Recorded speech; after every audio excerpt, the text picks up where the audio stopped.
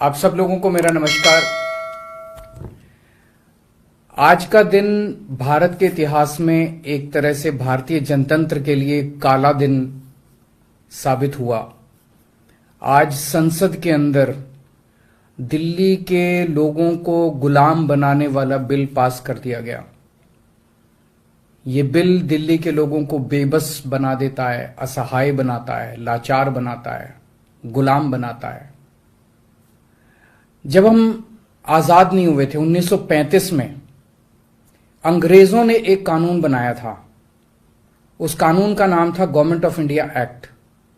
उस कानून में अंग्रेजों ने यह लिखा था कि भारत में चुनाव तो होंगे, लेकिन जो सरकार चुनी जाएगी उसको कोई काम करने की पावर नहीं होगी, काम करने की शक्तियां नहीं होंगी। जब हमारा देश आजाद हुआ तो हमने संविधान बनाया और संविधान में हमने लिखा कि चुनाव होंगे, लोग अपनी सरकार चुनेंगे और जो सरकार चुनेंगे उस सरकार को लोगों के लिए काम करने की सारी शक्तियां होंगी।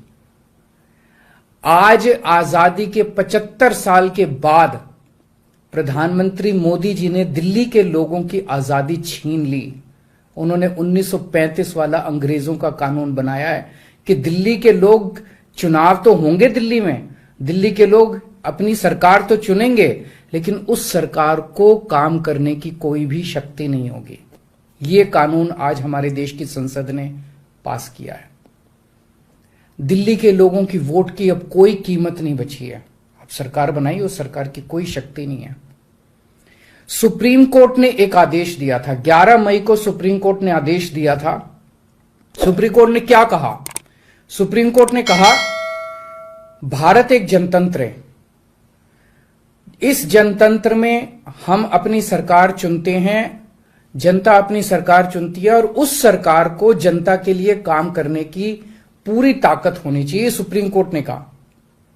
प्रधानमंत्री जी ने एक ही हफ्ते के, सुप्रीम कोर्ट का जैसे आदेश आया, एक हफ्ते के बाद उसको सुप्रीम कोर्ट के आदेश को पलट दिया और उसके खिलाफ एक अध्यादेश लेके आए। और आज हमारे देश की संसद ने उस अध्यादेश को इस देश का कानून बना दिया कि अब दिल्ली के लोगों की चुनी हुई सरकार को काम करने की कोई ताकत नहीं होगी।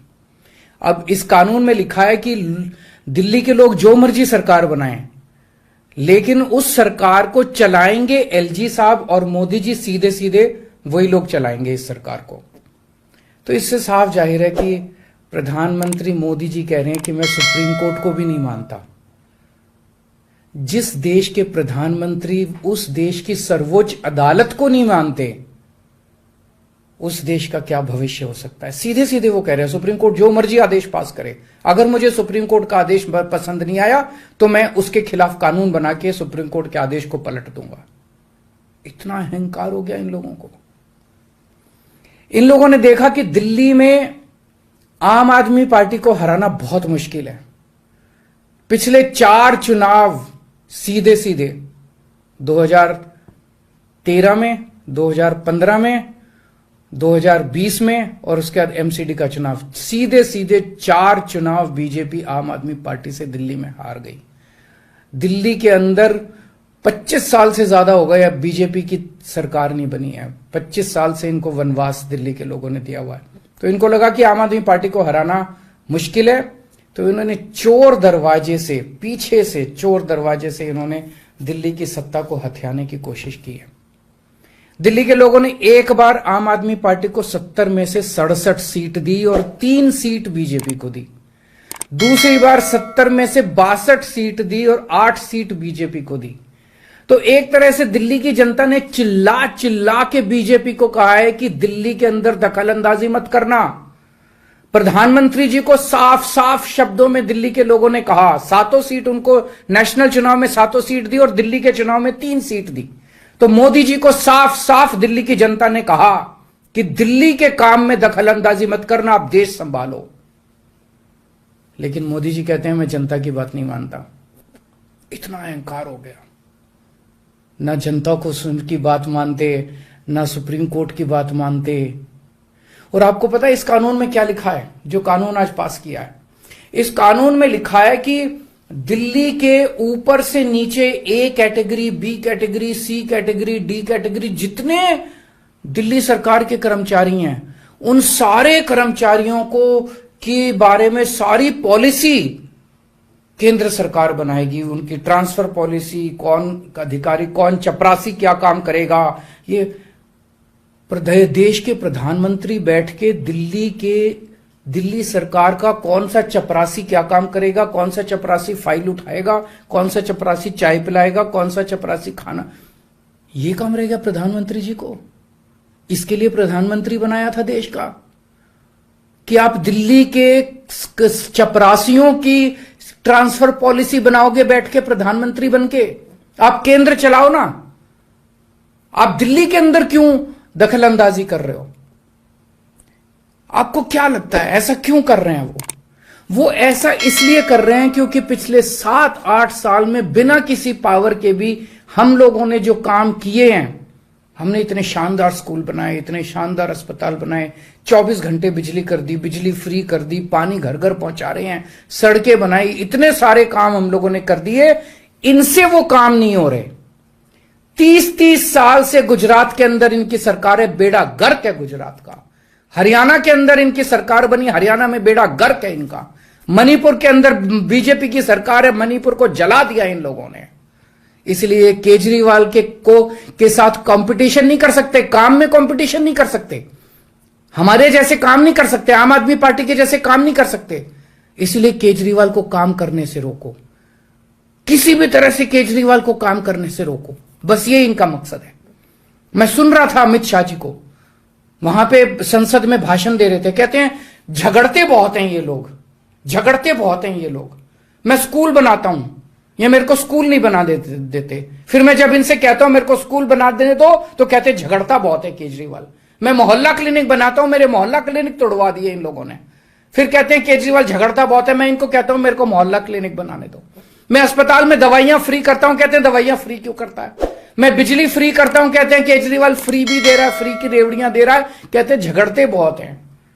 मैं जो भी करता हूं, चाहे झगड़ता हूं चाहे जो भी करता हूं, दिल्ली के लोगों को पसंद हूं। इसीलिए 3 बार 4 बार दिल्ली के लोगों ने मेरे को, जो भी कर रहा हूं ठीक ही कर रहा हूं, तभी 4 बार लोगों ने हमें वोट दिया। और होम मिनिस्टर अमित शाह जी क्या कहते हैं, मैंने सुना उनको संसद में, हमारे पास पावर है, संविधान ने हमें पावर दी है कानून पास करने की, हमारे पास पावर है, हमें सुप्रीम कोर्ट ने पावर दिया है ये कानून पास करने की। अरे आपको पावर दी है जनता की सेवा करने की, जनता के ऊपर अत्याचार करने के लिए पावर नहीं दी आपको। इतना घमंड मत कीजिए अमित शाह जी। आपको पावर दी गई है ताकि आप विकास करें देश का, आपको पावर दी गई है ताकि आप देश के लोगों को शक्तिशाली बनाएं। आपको पावर इसलिए नहीं दी गई है कि आप देश के लोगों को लाचार बना दें और उनके वोट का अधिकार छीन लें। ये जो आप पावर पावर पावर पावर कर रहे हो, ये पावर आपको जनता की सेवा करने के लिए दी गई है। मैंने देखा है अमित शाह जी पिछले चुनाव में आप घर घर जाके दिल्ली के अंदर पर्चे बांट रहे थे, एक एक घर में जाके आप पर्चे बांट रहे थे। दिल्ली के लोगों ने आपको नकार दिया। अब आप दिल्ली के लोगों को तमाचा मारने आ गए। केजरीवाल से नफरत करते करते इस नफरत में इतने अंधे हो गए कि आपने दिल्ली के लोगों के ऊपर अत्याचार करना चालू कर दिया। और मैं प्रधानमंत्री जी को याद दिलाना चाहता हूं, 2014 के चुनाव में प्रधानमंत्री जी आप खुद आए थे दिल्ली, आपका भाषण उठा के देखिए। आपने दिल्ली की जनता को प्रॉमिस किया था कि मेरे को प्रधानमंत्री बना दो, मैं अब दिल्ली को पूर्ण राज्य बनाऊंगा। उसके पहले, हर चुनाव के पहले भारतीय जनता पार्टी ने आंदोलन किए हैं दिल्ली के अंदर दिल्ली को पूर्ण राज्य बनाने के लिए। और आज आप लोगों ने दिल्ली के लोगों की पीठ में छुरा घोंप दिया, अपनी वादे से मुकर गए। अगर आप ऐसे करोगे फिर प्रधानमंत्री पे कौन यकीन करेगा? आपने खुद बोला था 2014 में कि मैं फुल स्टेटहुड बनाऊंगा, फिर कौन जनता आपके ऊपर यकीन करेगी? 2015 में आपने मेरी शक्तियां छीनी दिल्ली सरकार की, जैसी हमारी सरकार बनी आपने हमारी शक्तियां छीन ली नोटिफिकेशन जारी करके। फिर भी बिना शक्तियों के हमने काम किया और दिल्ली की जनता ने मेरे को 2020 में 62 सीट दे के दिल्ली की जनता ने आम आदमी पार्टी की सरकार बनाई। क्यों? क्योंकि मैं दिल्ली का बेटा हूं और आप दिल्ली के नेता बनना चाहते हो। दिल्ली के लोगों को अपना बेटा पसंद है और दिल्ली के लोगों को आप जैसे नेता नहीं चाहिए। हम दिल्ली वाले दिल्ली से बहुत प्यार करते हैं और हम जानते हैं कि बीजेपी दिल्ली के लोगों से नफरत करती है, दिल्ली वालों से नफरत करती है। इस बार दिल्ली के लोग बीजेपी को एक भी सीट नहीं देंगे, लोकसभा में एक भी सीट नहीं देंगे। इस पूरे संघर्ष के अंदर बहुत सारी पार्टियों ने, बहुत सारे नेताओं ने दिल्ली के लोगों का साथ दिया। उन सब नेताओं को और उन सब पार्टियों को मैं तहे दिल से दिल्ली के 2 करोड़ लोगों की तरफ से शुक्रिया अदा करता हूं, धन्यवाद बोलता हूं।